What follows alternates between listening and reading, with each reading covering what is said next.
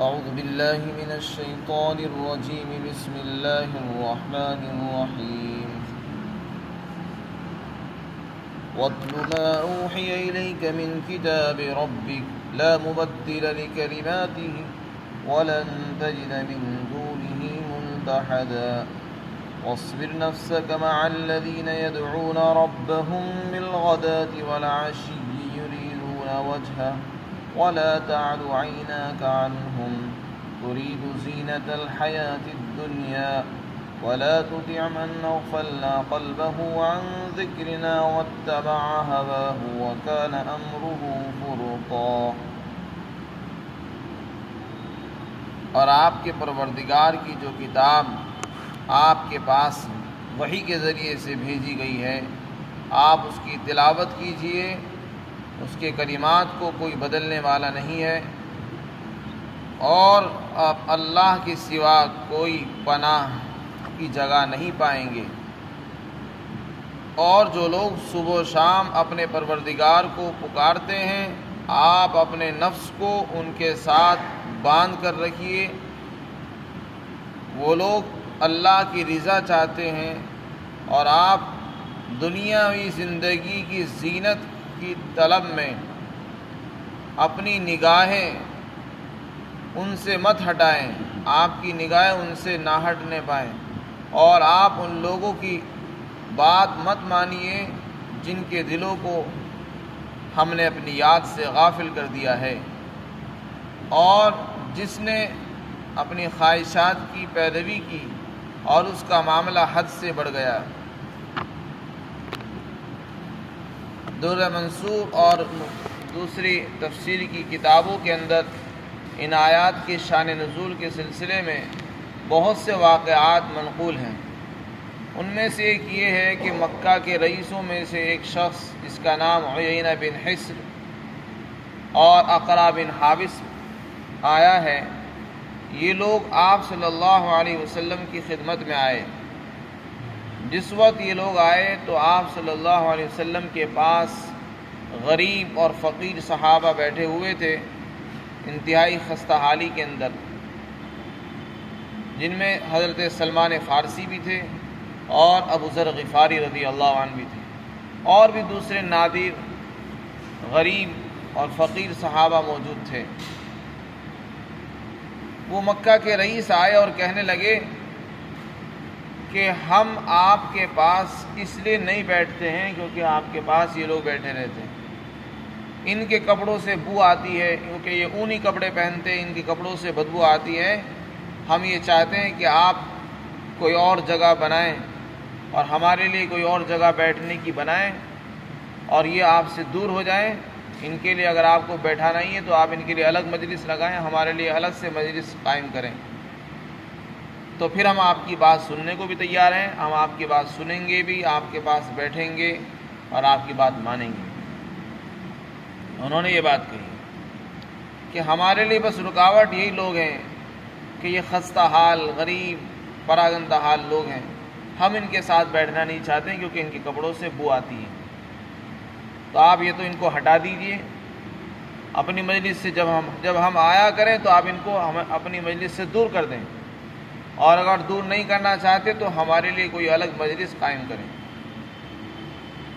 اس پر یہ آیت شریفہ نازل ہوئی اور اس میں آپ صلی اللہ علیہ وسلم کو کافروں کے مشورے کو ماننے سے منع فرمایا گیا۔ ایک دوسری روایت میں ہے جس میں یہ فرمایا کہ اللہ کے رسول صلی اللہ علیہ وسلم اپنے مکان میں موجود تھے کہ آپ پر وحی نازل ہوئی اور یہ آیت شریفہ وَاصْبِرْ نَفْسَكَ مَعَ الَّذِينَ يَدْعُونَ رَبَّهُمْ نازل ہوئی۔ چنانچہ آپ باہر تشریف لائے تو اور آپ صحابہ کو، غریب صحابہ کو تلاش کرنے لگے۔ چنانچہ کچھ صحابہ اکرام جو خستہ حال تھے، جن کے بدن پر بس ایک کپڑا تھا، بال بکھرے ہوئے تھے، انتہائی خستہ حالی کے اندر بیٹھے ہوئے تھے، ان کے پاس آ کر بیٹھ گئے اور کہنے لگے تمام تعریف اس اللہ کے لیے ہے جس نے میری امت کے اندر ایسے لوگ پیدا فرمائے جن کے پاس مجھے بیٹھنے کا حکم دیا۔ چنانچہ ان غریب، نادر، خستہ حال صحابہ اکرام کے پاس حضور صلی اللہ علیہ وسلم بیٹھے اور اللہ نے آپ کو حکم دیا کہ آپ ان کے ساتھ اپنے آپ کو روک کر رکھیے۔ آپ کی نگاہیں ان سے ہٹنی نہیں چاہیے۔ دنیاوی ترقی اور دنیاوی زینت کی خاطر آپ غریب صحابہ کو مت چھوڑیے، اللہ کی جو مددیں ہوتی ہیں وہ انہی کی وجہ سے اترتی ہیں۔ تو اس آیت شریفہ میں اللہ تعالیٰ نے آپ کو خاص طور سے اس بات کی ہدایت دی ہے کہ آپ کا جو مقصد ہے، آپ کا جو منصب ہے، آپ کی ذمہ داری صرف قرآن کریم کو پہنچانا ہے۔ جو وحی آپ کے پاس بھیجی جا رہی ہے، آپ اپنے پروردگار کی کتاب کو لوگوں کو پڑھ کر سناتے رہیے، اس کو بیان کیجیے، خود بھی پڑھیے، دوسروں کو پڑھ کر سنائیے۔ اللہ نے جو وعدہ فرمایا ہے وہ پورا ہو کر رہے گا۔ اور آپ اس خیال میں مت رہیے کہ دنیا کے جو مالدار لوگ ہیں ان تک دین کیسے پہنچے گا، اگر وہ ایمان نہیں لائیں گے تو پھر دین ترقی کیسے کرے گا۔ ان خیالات کو دلوں سے نکال دیجیے۔ جس کو ایمان لانا ہوگا لائے گا، جس کو نہیں ایمان لانا ہو، کافر رہنا ہے تو کافر رہے۔ اللہ کو کسی کے ایمان کی کوئی پرواہ نہیں ہے۔ ہم نے دونوں راستے دکھا دیے ہیں، ایمان کا بھی اور کفر کا بھی۔ اب جس کو ماننا ہے مانے، جس کو نہیں ماننا نہ مانے۔ فَمَنْ شَاءَ فَلْيُؤْمِنْ وَمَنْ شَاءَ فَلْيَكْفُرْ۔ جس کو کافر بن کر رہنا ہے تو کافر بن کر رہے۔ ہم نے جہنم تیار کر رکھی ہے ایسے لوگوں کو، تو صاف طور سے منع فرما دیا کہ آپ اس خیال میں مت رہیے، اس خیال سے کو دل سے نکال ہی دیے کہ غریب لوگ کب تک ساتھ لگے رہیں گے۔ غریب لوگوں سے ہی اللہ کی مدد کرتی ہیں۔ آپ اللہ نے جو وعدہ فرمایا ہے ایمان اور اعمال صالحہ پر، وہ پورا ہوگا، اسے کوئی بدل نہیں سکتا۔ اس خیال میں مت رہیے کہ اسلام کو ترقی مالداروں سے ہوگی، ایسا نہیں ہے کہ اسلام کو ترقی دنیا والوں سے ہوگی۔ دنیا میں جو عزت والے ہیں، مرتبے والے ہیں، ان سے اسلام کو ترقی ہوگی، ایسا نہیں ہے۔ ترقی تو اللہ کے دینے سے ہوتی ہے، کسی کے ایمان لانے سے ترقی نہیں ہوتی۔ اصل میں بات یہ ہے کہ جو لوگ مالدار ہوتے ہیں، غرور ہوتا ہے ان کو، سرداروں کو، مالداروں کو اپنی مالداری پر، اپنی سرداری اور چودراہٹ پر غرور اور گھمنڈ ہوتا ہے، اور وہ اس کی وجہ سے غریب حقیر صحابہ اکرام کو اور مسلمانوں کو حقیر سمجھتے ہیں، گری ہوئی نظروں سے دیکھتے ہیں۔ جو مسلمان غریب ہیں ان کو وہ کمزور سمجھتے ہیں اور کمتر سمجھتے ہیں، حالانکہ ان کے پاس جو ایمان ہے وہ ساری دنیا سے بڑھ کر نعمت ہے۔ تو اس کی وجہ سے وہ ان کو حقیر سمجھتے ہیں اور ان کو اپنے برابر نہیں سمجھتے۔ اس آیت شریفہ میں خاص طور سے اس بات کی ہدایت دی آپ صلی اللہ علیہ وسلم کو کہ آپ اس خیال میں مت رہیے کہ مالدار لوگ ایمان لے آئیں۔ جو لوگ صبح شام اللہ کو یاد کر رہے ہیں ان کو دیکھیے آپ، ان کے دل میں کیا چیز ہے۔ ان کے دل میں سچی طلب ہے، وہ اللہ کی رضا چاہتے ہیں، ان کو دنیا نہیں چاہیے، ان کو اللہ چاہیے۔ ایک تو ان کی نیت بالکل صاف ہے، اخلاص ہے۔ دوسرے وہ صبح شام اللہ کو یاد کر رہے ہیں، اور یہ دنیا دار لوگ ہیں۔ آپ اس خیال میں مت رہیے کہ ان کے آنے سے اسلام کو ترقی ہوگی۔ جو لوگ صبح شام اللہ کے ساتھ لگے ہوئے ہیں، پکار رہے ہیں، اللہ کی رضا چاہتے ہیں، اس کے طالب ہیں، ان سے اپنے آپ کو جدا مت کیجیے، ان کے ساتھ اپنے آپ کو رکھیے۔ کوئی نہیں بیٹھنا چاہتا نہ بیٹھے، منع کرتے ہیں آپ۔ ہمارے لیے تو بس ایک ہی مجلس ہے، جس کو آنا ہے آئے، جس کو نہیں آنا نہ آئے۔ صاف طور سے منع فرما دیا، اور یہ فرمایا کہ آپ اپنے اللہ کے کلمات میں کوئی تبدیلی نہیں پائیں گے۔ کوئی اللہ کے کلمات کو، وعدوں کو بدل نہیں سکتا ہے۔ اللہ نے جو فرمایا وہ ہو کر رہے گا، اور اگر آپ نے ایسا کیا تو پھر اللہ کے سوا کوئی پناہ کی جگہ آپ کو نہیں ملے گی۔ اگر آپ نے لوگوں کے مشورے پر چل کر اللہ کے حکم کو چھوڑا ہے، اور لوگوں نے جو تم کو رائے مشورہ دیا کہ ایسا کر لو، ایسا کر لو، الگ سے ہمارے لیے مجلس سے بنا لو، تو پھر خدا کے سوا کوئی پناہ کی جگہ نہیں ملے گی آپ کو۔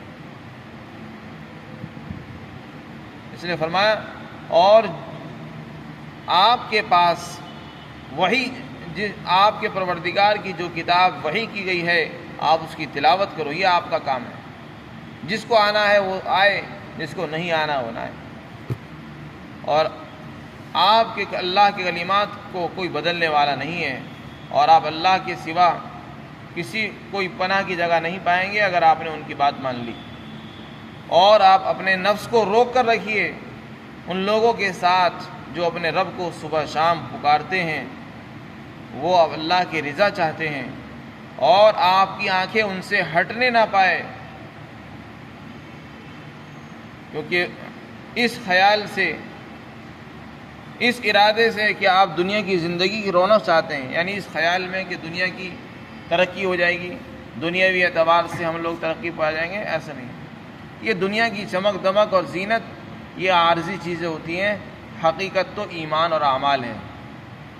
دنیا کا مال، دنیا کی خوبصورتی، یہ سب فنا ہونے والی چیزیں ہیں، ایمان اور اعمال صالحہ یہ ہمیشہ رہنے والی چیز ہے، اسی پر آخرت کی نعمتیں ملنے والی ہیں۔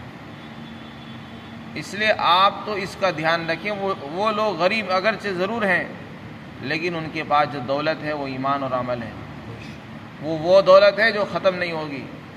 اور مالداروں کے پاس مال ضرور ہے، لیکن مال ختم ہونے والا ہے، وہ آخرت میں کام نہیں آئے گا۔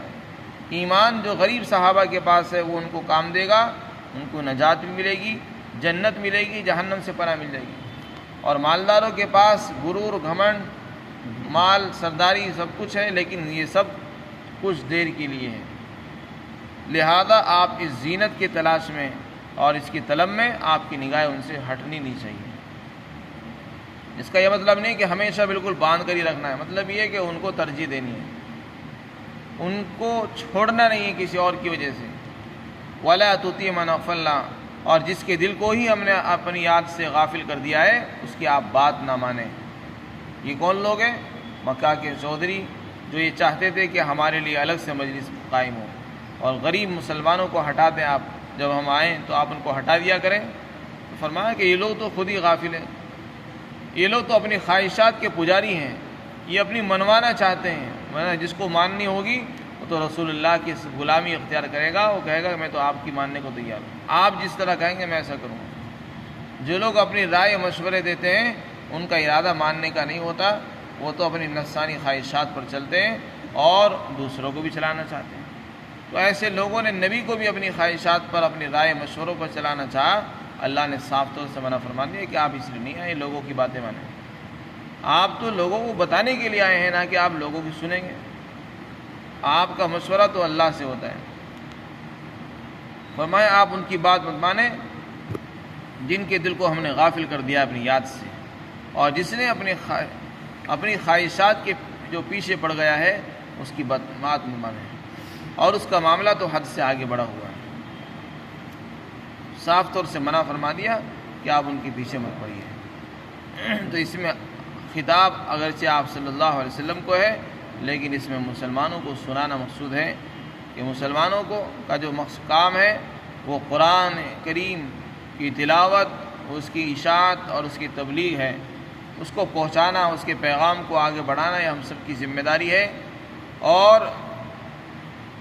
غریب مسلمان وفادار ساتھیوں کو اس خیال سے چھوڑ دینا کہ دنیا کے مالدار لوگ مسلمان ہو جائیں، ان کو سمجھانے کے لیے اپنے ساتھیوں کو نہیں چھوڑنا چاہیے، اس لیے کہ وہ زیادہ قیمتی ہیں۔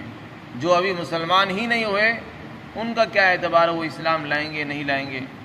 اس خیال سے کہ وہ مسلمان ہو جائیں گے، مسلمانوں کو ترقی ہوگی، اپنے دینی اور ایمانی بھائیوں کو چھوڑنے کی اجازت نہیں ہے۔ اللہ تعالی ہم سب کو